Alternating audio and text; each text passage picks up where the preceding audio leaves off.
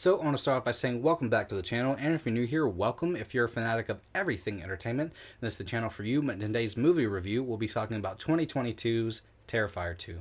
So let's get into it. So when this movie came out, I wanted to do a review on it, but I decided not to, because the first time I watched it, wasn't a big fan of it. Just like the case with the first film, I wasn't a big fan of it, but I did make people think I liked it more than I really did.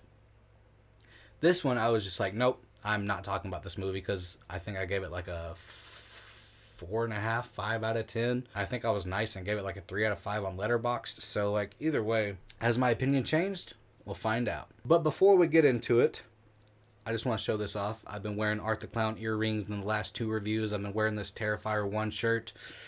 I do have something else I do want to show you guys, and that is these glasses, bro. If you guys have seen Terrifier 2, you know what I'm talking about. I don't know if I should wear this throughout the entire review because it would probably look really weird. So either way, I'm going to take these off now. But yeah, I finally got these glasses. I might just wear them on my head. Yeah, that works. That works. Either way, I'm excited to talk about this movie. So let's get into the things that I did like about this movie. The first 10-15 minutes in here, I'm a really big fan of because it picks up where the first film left off at the coroner's office. And yeah, the way that he kills that dude, it looks great in 4K and it looks great on VHS. I have the VHS in 4K as well, so that kill was great. And then you get to see Art the Clown doing his laundry, but then you also get the introduction of the little pale girl in here.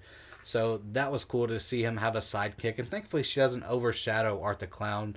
You know, for I think most of the kills in here, it's just Art the Clown, and she's just like to the side or she's somewhere off screen. So I'm a really big fan of that. I'm glad she doesn't overshadow Art the Clown in here, and I think she has the perfect amount of screen time in here. The opening credits scene in here where Sienna is making her costume for the party, it seemed really just like in the first film. I like the opening credits of that as well, where, you know, Art the Clown is getting ready, but in this one Sienna is preparing her costume, and both of them just reminded me very much of the first Nightmare on Elm Street, where Freddy is just, you know, setting things up for himself. Also, the makeup and practical effects in here are a big step up from that of the first film, but also stays true to the original film with being very over the top and gory. Even at times it does look a bit fake, but, you know, I'd rather have something on screen than made with a computer. Also, like, this film has a big focus on story, or at least as much as a film like this could have. You know what I'm saying?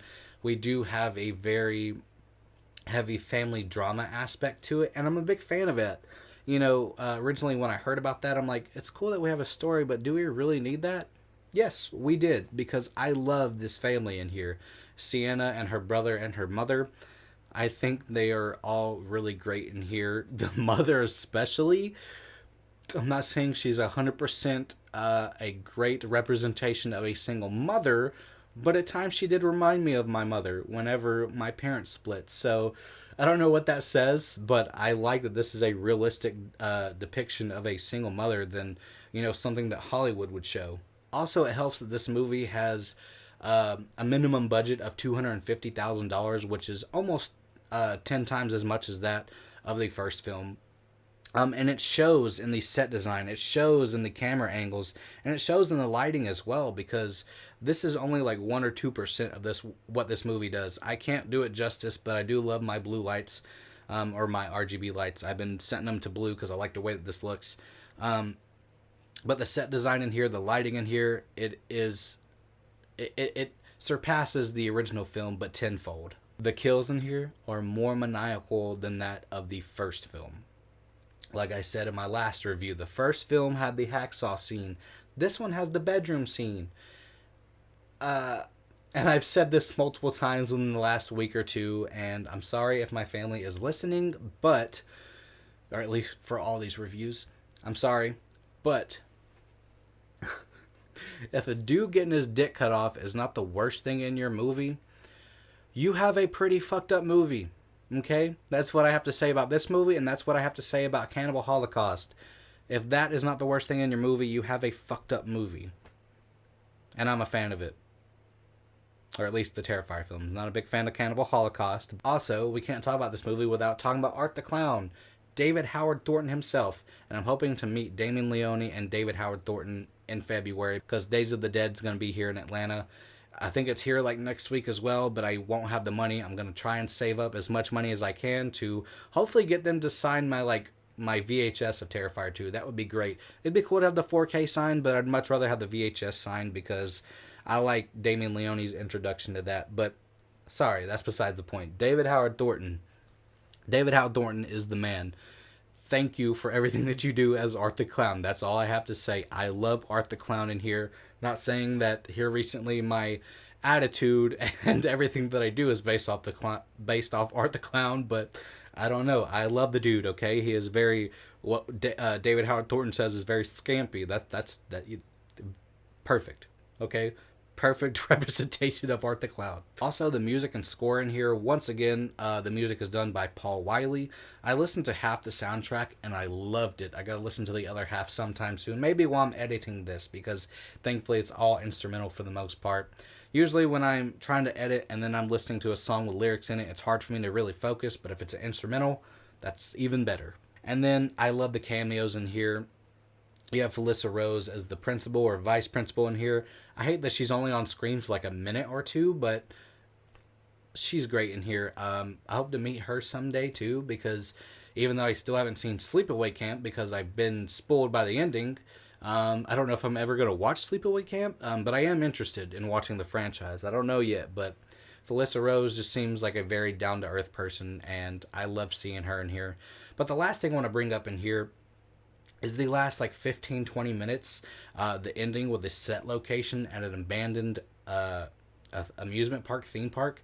That is very ideal. I would love to go to an abandoned theme park. I would love to go to like the Six Flags in, what is it, New Orleans, given you can't really do that unless you want to go to jail. But and I think there's like an abandoned amusement park in Atlanta as well.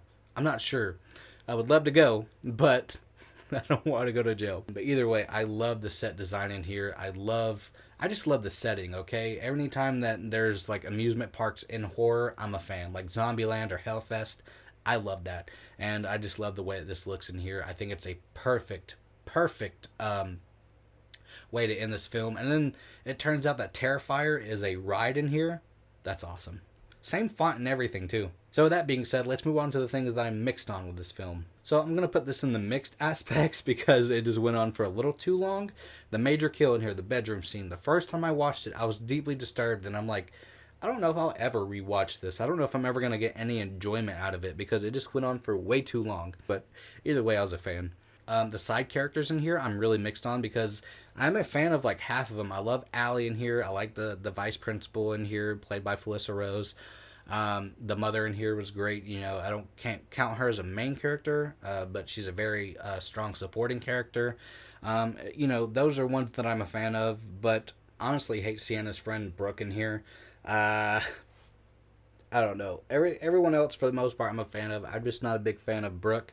I guess I'll get into it because she's just a really bad friend in my opinion, because what friend when one of your best friends is going through such a hard time and then you guys want to go out to drink, you're going to put Molly in her drink. Really smart. And then she gets mad at Sienna for having a breakdown, you know, after drinking so much and being on Molly and then seeing the little pale girl. She just gets so mad at her and then wanting to rescue her brother as well. She just gets really mad about that. But then once she leaves, she's like, oh man, I just feel so bad for her. I think she did really good. You're the reason why she flipped, dude. Like, no. If my friends ever did that to me, we're no longer friends, okay? But it's really weird because I think I've seen her in like the trailer of Terrifier 3. So maybe she's a dream sequence. I'm not entirely sure. Or maybe she's just a ghost haunting Sienna. Another thing that I mixed on is the runtime in here because it was a big complaint for me the first time I watched it. Now I see that Damien wanted to give back as much as possible to the people that supported him with the Indiegogo campaign. And this just felt like a really big director's cut that would be on a Blu-ray like 4 or 5 years later, but that's besides the point. I think it was sort of warranted. There are scenes that went on for way too long in my opinion. But I don't mind it as much as I used to, you know, but I still think that a film like this doesn't fully warrant a runtime that long, but either way, I like it a bit more than I did beforehand. It's just something that I mixed on. Another thing that I mixed on is the paranormal stuff. I'm not 100% on it. There's some good ideas, but not everything pays off. But I'm hoping that's where Terrifier 3 comes in and explains a few things. Because I saw the Terrifier films before I saw All Hallows Eve. So if you saw All Hallows Eve first, you would have known that Art the Clown is a spiritual, supernatural being. You didn't know that until the ending of Terrifier 1. And then you get it throughout 2, but I just wish we had a little bit of explanation. But like I said, hopefully 3 does that, and I heard that it does, so that's good to hear. The mid-credit scene in here, it is disturbing, okay? But I think showing this movie to someone, depending on who you show it to, I liked seeing my wife go through this. You know, if I had to do it alone, I probably wouldn't like it as much. But the mid-credit scene in here, where Victoria gives birth to Art the Clown's head, that needs some explaining to do. So I can't wait to see where they go with that with the third film, because I hear that Victoria has more of a presence in the third film, so that's pretty cool. And then the last things that I'm mixed on is what I thought was a dream sequence back in the day, where Sienna goes to sleep and sees Art the Clown, but now I know it's a test with her strength against Art the Clown, and that's how she gets her sword that brings her back to life towards the ending. But that scene at the Clown Cafe song does get stuck in your head. But I think the scene went on for like a minute or two too long, in my opinion.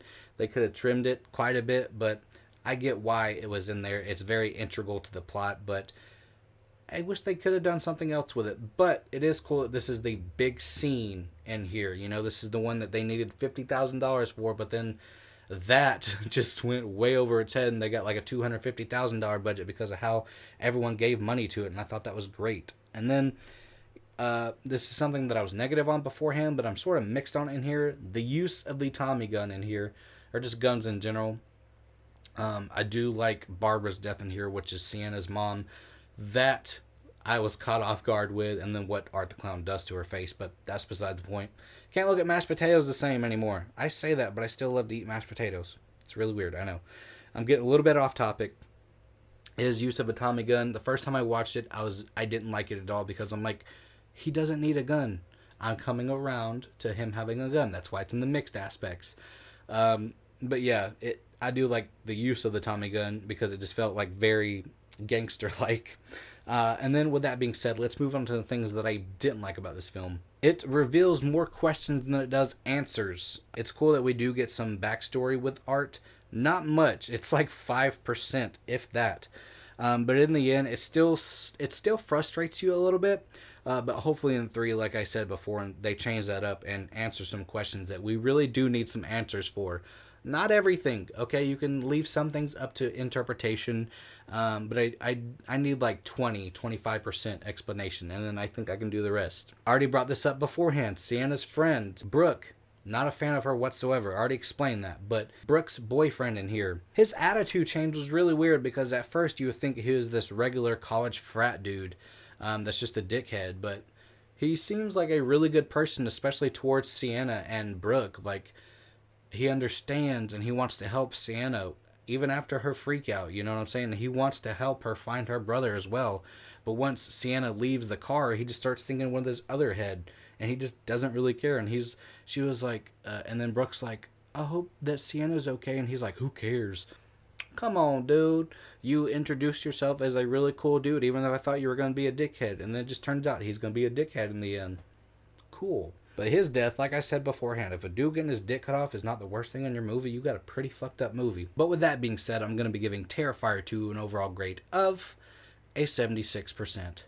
While most people do prefer this film, I prefer the first, because I do like that more grindhouse feel to it. I do love the low budget, because as someone that wants to be a director sometime in the near future, hopefully, I know that our budgets are probably not going to exceed that. So seeing what people do with such a low budget, I'm just a fan of that. This is a very low budget, you know, compared to blockbuster movies as well. And I think 3 is going to have a budget of $2 million, and to go from $250,000 to $2 million, that's absolutely crazy. But I just love the feel of the first movie, and I love that it's such a short film, but you get a lot out of it as well. But either way, I'm a fan of both these films. Can't wait to see what they do with 3. I don't know if I'm going to love 3 the first time I watch it, or if I'm just going to hate it and then like it later on in life, just like I did with these 2 films. Either way, let me know in the comments below what you thought about this film. But as always, I just want to say thank you for watching my videos, and hope to see you in the next one.